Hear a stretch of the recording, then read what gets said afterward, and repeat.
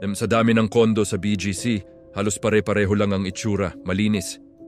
Tahimik, moderno, parang walang puwang para sa kakaibang bagay. Pero may isang unit na hindi nagiging bakante ng matagal. Unit 23B, maganda ang presyo, fully furnished, tahimik ang floor. Ayon sa agent, bigla raw umalis ang huling nangupahan.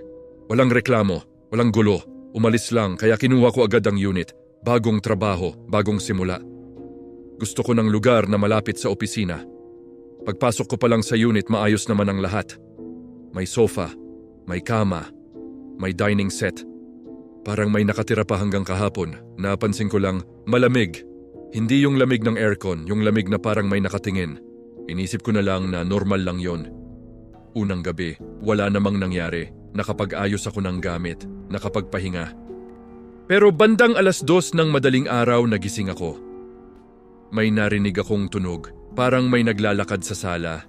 Isang hakbang. Tapos isa pa. Hindi ako agad gumalaw, nakinig lang ako, tahimik ang paligid pero malinaw ang tunog. Galing sa loob ng unit, lumabas ako ng kwarto, walang tao. Pero yung dining chair na tinulak ko sa ilalim ng mesa bago ako matulog. Nasa gitna na ng sala, huminto ako. Sigurado ako. Inayos ko yon. Binalik ko sa pwesto, bumalik sa kwarto. Sinabi ko sa sarili ko na pagod lang ako. Kinabukasan, pumasok ako sa trabaho. Pag-uwi ko ng gabi, may naamoy ako pagpasok ko sa unit. Pabango, panlalaki, matapang, luma. Parang kahoy at usok, hindi ako gumagamit ng pabango. Inisip ko baka galing sa hallway, baka kapit lang sa damit ko. Pero habang tumatagal, mas lumalakas ang amoy. Parang may taong katabi mo lang. Pagpasok ko sa kwarto, bukas ang ilaw. Sigurado akong pinatay ko yon bago ako umalis. Doon na ako kinabahan. Tinawagan ko ang agent.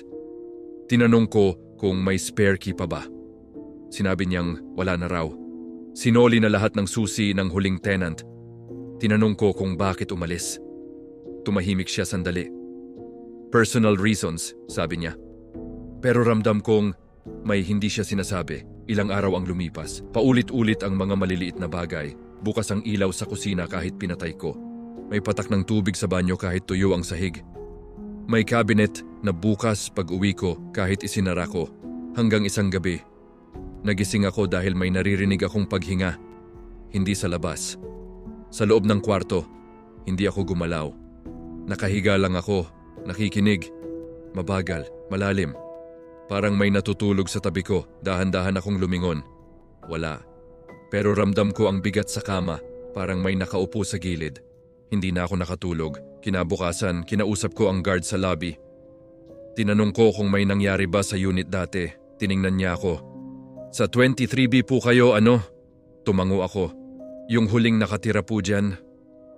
Lalaki. Tahimik. Ilang buwan din siya ron. Umalis ba siya? Tanong ko. Hindi siya agad sumagot. Wala pong nakakita sa kanya na lumabas ng building. Nanlamig ang katawan ko. Sabi ng owner umalis na raw. Opo, pero sa CCTV, wala po. Pagbalik ko sa unit, mas mabigat ang hangin. Parang masikip ang paligid. Pinuksan ko ang closet. May nakasabit na damit. Isang polo. Luma. Kupas. Hindi iyon sa akin. Hinawakan ko. Malamig. At may amoy. Yung pabango. Bigla kong narinig ang isang boses. Mahina. Malapit sa tenga ko. May tao dito.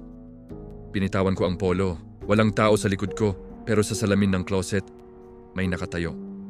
Isang lalaki. Matangkad, basang-basa ang kalahati ng katawan. Nakatitig lang, hindi gumagalaw. Paglingon ko, wala.